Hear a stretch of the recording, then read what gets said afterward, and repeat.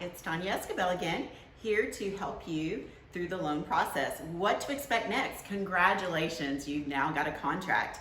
And so we're ready to move forward.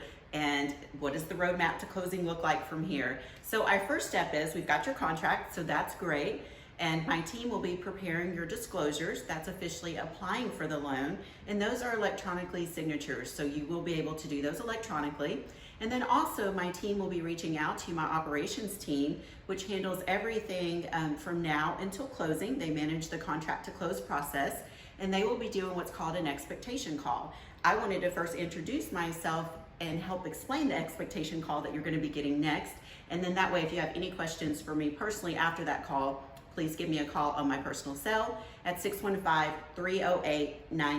All right, so let's talk about what's next. You've signed your disclosures. The next thing that you're gonna get after your expectation call is an invoice from the appraiser. You do have to pay for the appraiser upfront out of pocket, and that will be credited towards your closing costs. So please, as soon as you get that email, go ahead and execute the payment through the secured link that you'll be getting from our appraisal department. It will not come from Cross Country Mortgage, so that way there is no delays in getting your appraisal done. After your appraisal is ordered, the processor at that point is doing a lot of third-party verifications. They're looking at your employment verification, making sure that your assets are ready, and preparing that file for underwriting, ordering your title work. So if there's any documentation that they feel that they need before they submit to underwriting, they'll be reaching out to you. One of the most important things that you can do to help us not delay your closing is within 72 hours of receiving your contract and getting it fully executed, is to go ahead and contact an insurance company for your homeowner's policy. And we would be happy to recommend a local person. His name is Tim with HQ Insurance, and we'll have all of that in your follow-up email after your expectation call with my team.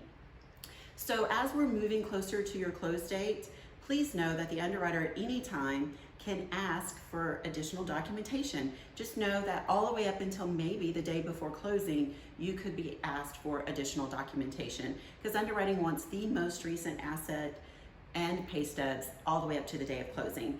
Another important date to remember is your closing disclosure date. By law, we have to disclose to you 3 days prior to your closing date for you to acknowledge that closing disclosure to be able to close on time on your closing date.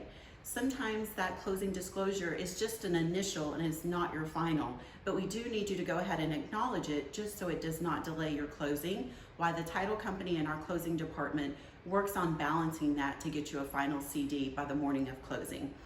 If you've not locked your interest rate, we want to make sure that you get locked in at least 30 days prior to closing, so that way there is no delays when it comes to getting your file fully approved, because we have to have your rate locked. So there is lots of steps that's going to be happening between your contract that we've received today and also all the way up to closing. So we want to prepare you the best way that we can. So please be looking out for my team to be reaching out to you to schedule your expectation call and get your disclosures going, so we can help you get to your successful closing date on time every time.